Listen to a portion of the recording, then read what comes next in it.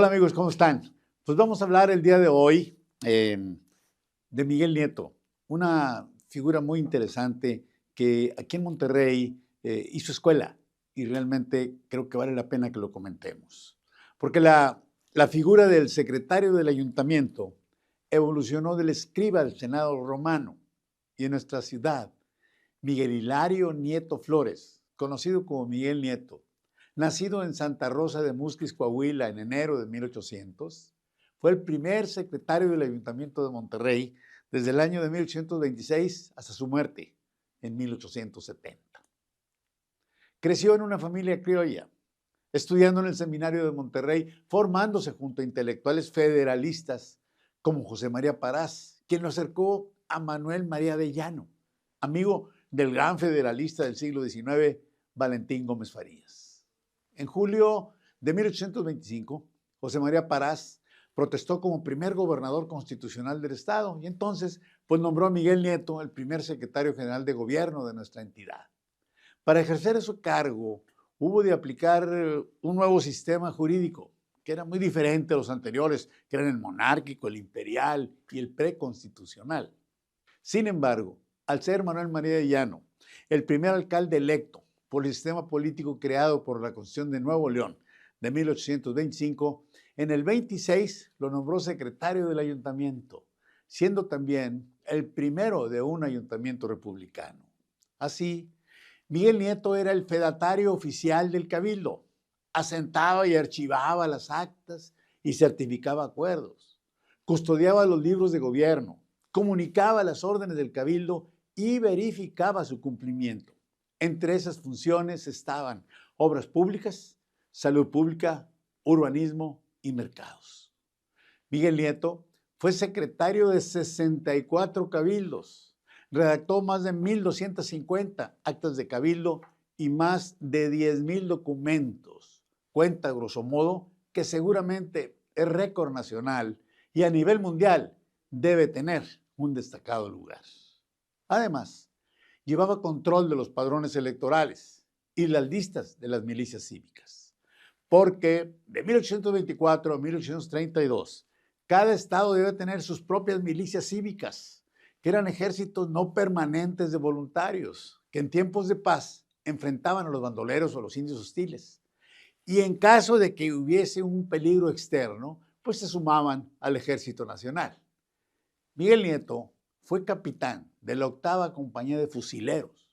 Ejercía su cargo de secretario del ayuntamiento y como voluntario estaba a disposición de las milicias cívicas. Como capitán de esa compañía, participó en la defensa de la patria, cuando España intentó reconquistarla por conducto del brigadier Isidro Barradas en las costas tamaulipecas. Esto fue entre julio y septiembre de 1829. En esa época, los comandantes eran Antonio López de Santana, que iba a Tampico por la costa de Veracruz, y Manuel Mier y Terán, que iba por tierra. A ellos se sumaron tropas de Nuevo León y de Coahuila, y aunque suele decirse que llegaron tarde a la acción, estaban apostados en el camino entre Tampico y Monterrey para cortarle el paso a Barradas en caso de que venciera en la costa y tomara rumbo a nuestra ciudad. Pero su valentía militar no mermaba el desempeño de Miguel Nieto como secretario del ayuntamiento. Su personal de apoyo era solamente un portero encargado de la oficina y un mensajero para distribuir los comunicados y para enviarlos por posta de correo fuera de la ciudad. Miguel Nieto participó en varias acciones contra indios bárbaros y en la Guerra de Texas, que fue del 36 a 1846, destacó por su manejo administrativo de las fuerzas auxiliares. Ante la invasión norteamericana, organizó un batallón de auxiliares, reineros reclutados para defensa de la ciudad, y participó en hechos de armas bajo el mando de Manuel Balbotín, con acciones heroicas en la desesperada y casi triunfal batalla del Puente de la Purísima.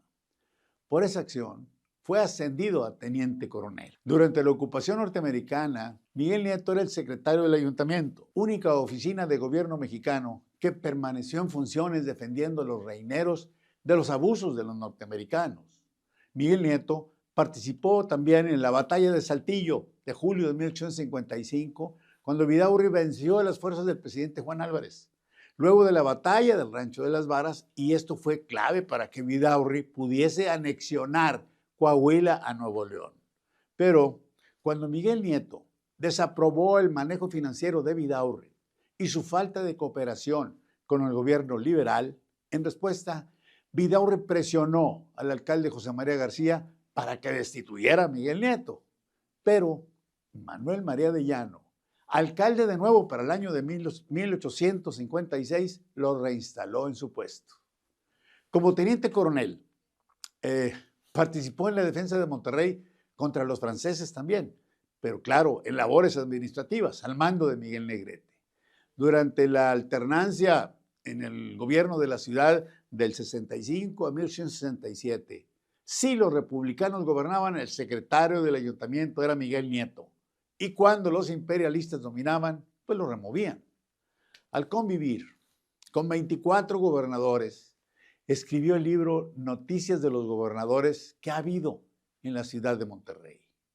Fue un servidor público eficaz y ejemplar, desempeñándose bajo las diversas constituciones nacionales, la del 24, la de 1836, 47 y 57, y además las locales, la de 1825 y la de 1857. Miguel Nieto fue un hombre admirable que pudo combinar su vida de servidor público con las armas y la pluma, y así murió, feliz, trabajando en su oficina, con una pluma en la mano. Muchas gracias. Hasta la próxima.